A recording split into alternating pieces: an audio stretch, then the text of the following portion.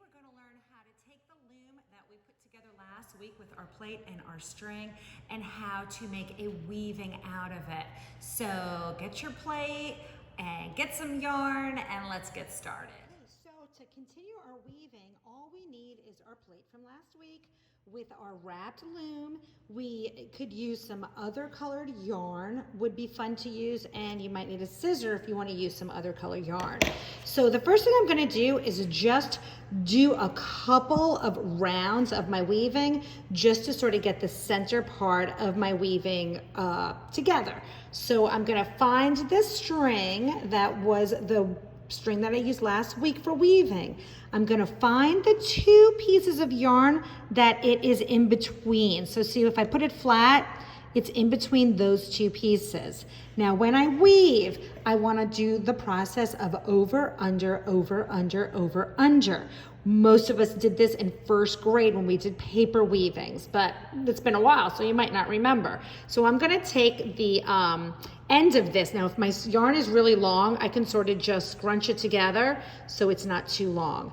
And since this is in between those two, I'm going to start by going over this yarn piece. So I'm going to take this and I'm going to jump over that, and then I'm going to go under the one next to it. And then over this one, under this one. It might be easier if you're just seeing the end. So I'm gonna take that and just show you the beginning part. So I'm gonna go over that, under that, over, under, over, under, over, whoops, we don't want it to get caught, over, under, over, under, over, under, and now you can see I've done one full lap. Think of it as a race car going around the lap. It's sort of diving underneath the waves in the racetrack. So now I'm gonna sort of just put my finger in the middle there and I'm gonna gently pull. Now if it got caught underneath, just gently take that piece out so you can pull it. And I've completed my first lap, my first circle. It's a little hard to see because it's all the same color. So what I'm gonna do now is I'm gonna take the ends of this piece and I am going to cut it a little bit shorter because I wanna do it with a different color so you guys can see how the weaving actually looks. And if I keep the same color, it's hard to see. So I'm tying a couple of knots around so that those pieces are now together.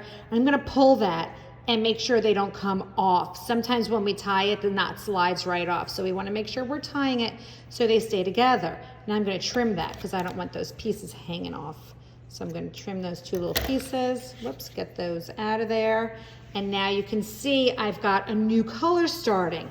So I'm gonna continue weaving with this and we can see how the color shows up. So my last one here is over. So I'm gonna start going under, over, under, over, under, over, under, over, under.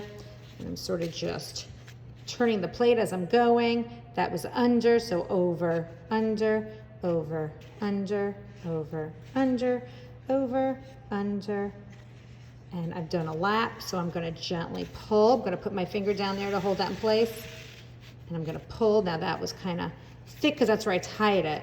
So I have to just sort of help that along a little bit. And now we can really see the weaving. So I'm gonna do one more lap so you guys can see. So that one was under, so I'm gonna go over, under, over, under, over, under. It's a little bit tricky, but once you get the hang of it, it's so fun to do. It just might take you a while to get the hang of it, and that's okay. You can stop and keep looking back on the video. I'm gonna hold my finger there. And now you can start to see that pattern.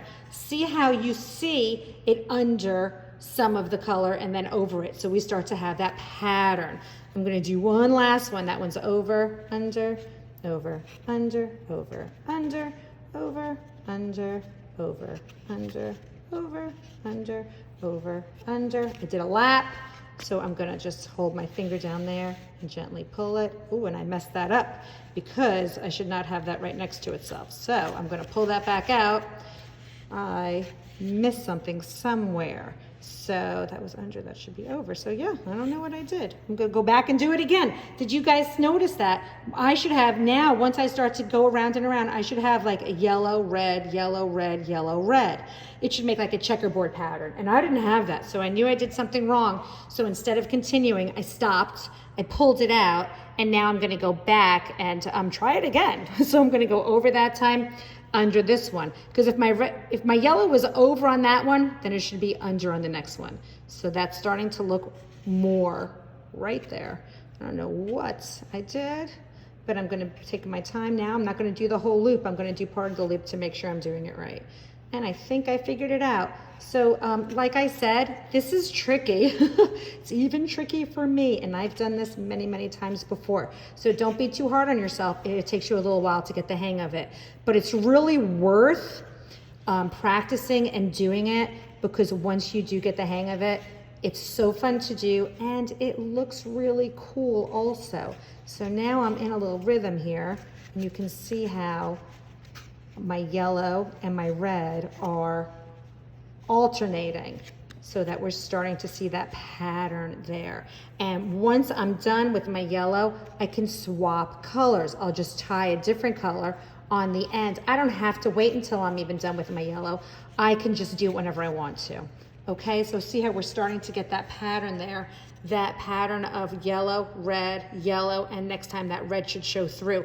If you're not seeing a pattern like that, then you're doing it wrong, and you want to stop and fix it like I did. Okay, guys, have a lot of fun. Be patient with yourself, because like I said, this is tricky, but it's really worth it in the end. So have a lot of fun and send me a picture.